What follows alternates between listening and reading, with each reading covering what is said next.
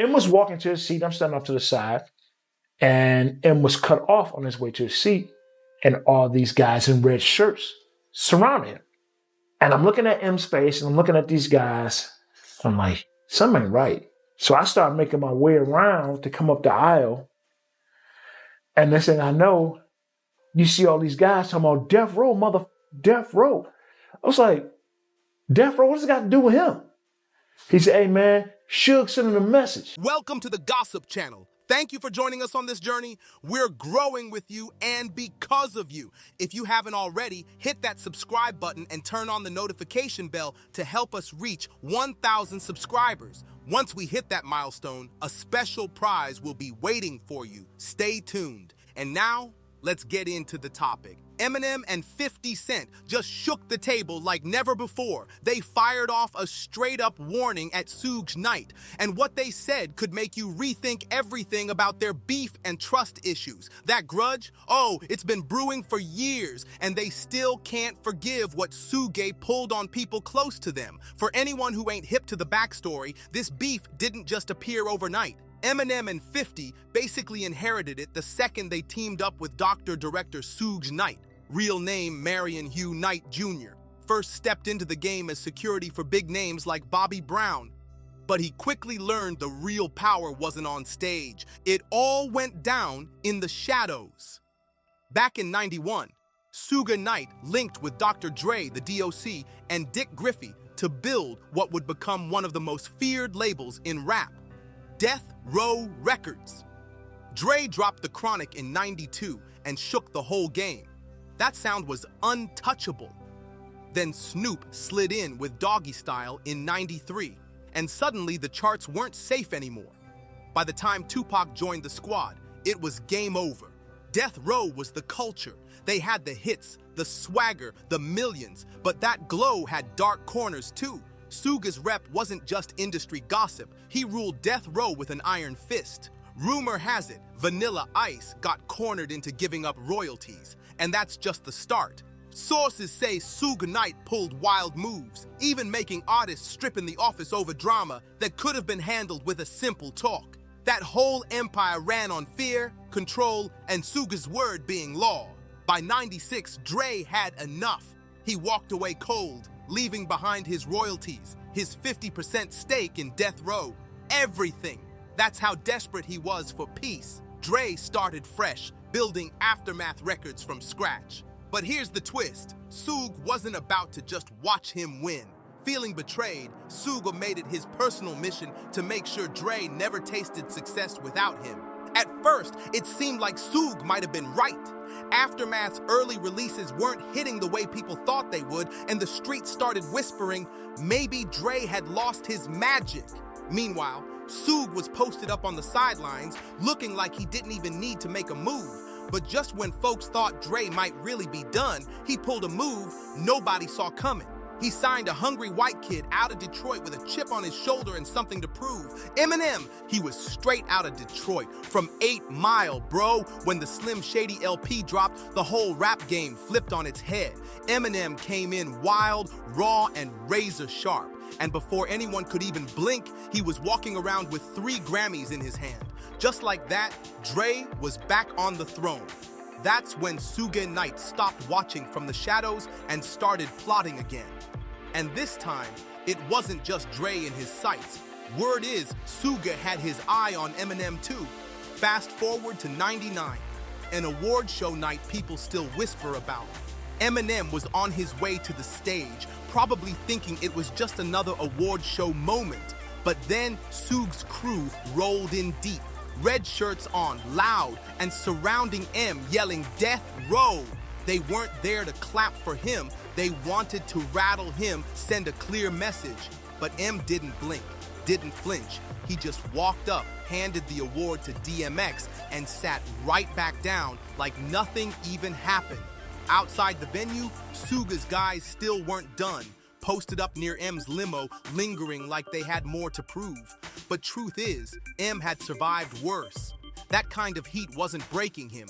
This moment flipped the script. While digging through demos with Jimmy Iovine, Dre heard something that made him go, "What the?"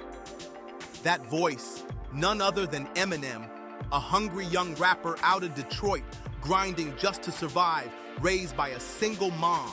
M had battled poverty, bullying, and straight-up struggle, but that pain lit a fire in him. In Detroit's underground, he fought tooth and nail to prove himself, and being a white rapper in a black-dominated game made that climb even steeper.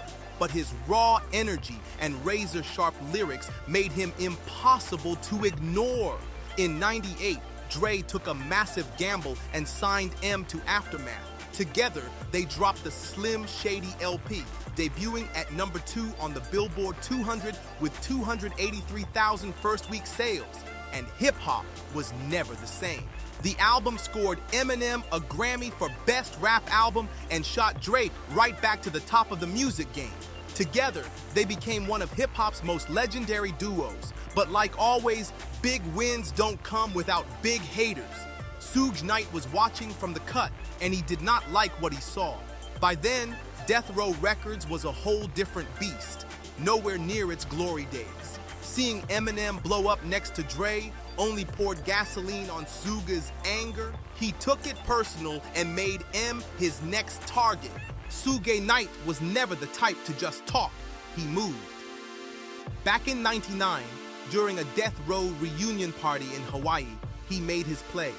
The guest list was stacked. Dre, Snoop, Eminem, and even their families were there.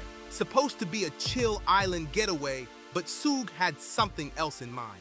Word is, he rolled into the city with his crew deep, spreading them out and waiting for the perfect moment to stir up chaos.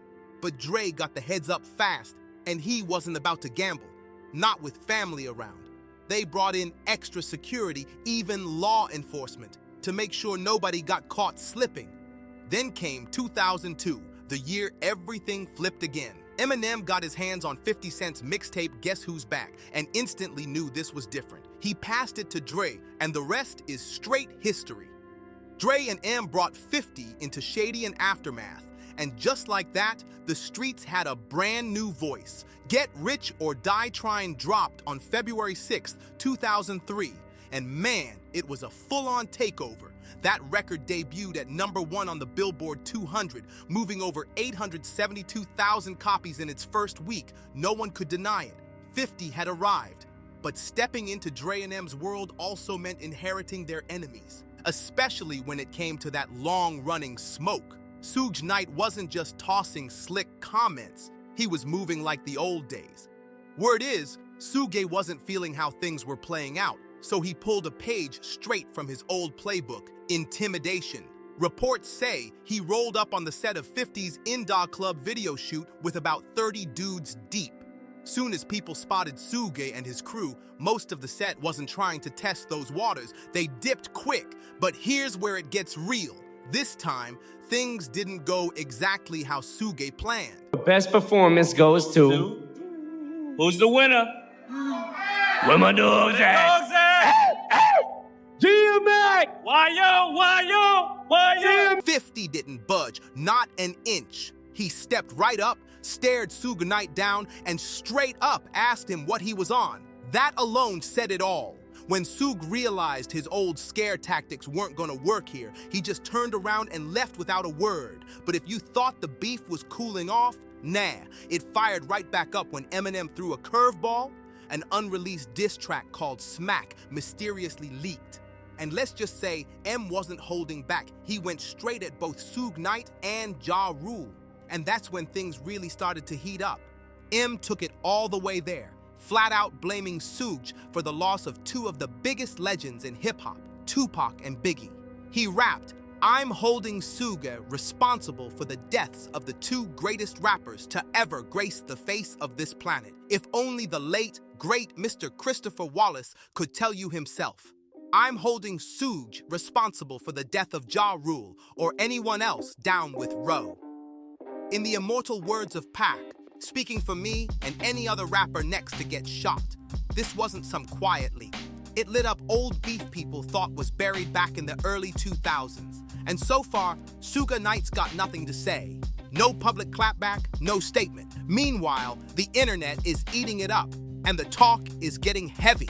One user said, "I'm no expert on hood politics, but I've heard plenty say the white dude is often the craziest because he's got to prove himself twice as hard." Another chimed in, 50 did what anybody should do to a bully. Stand tall and show no fear.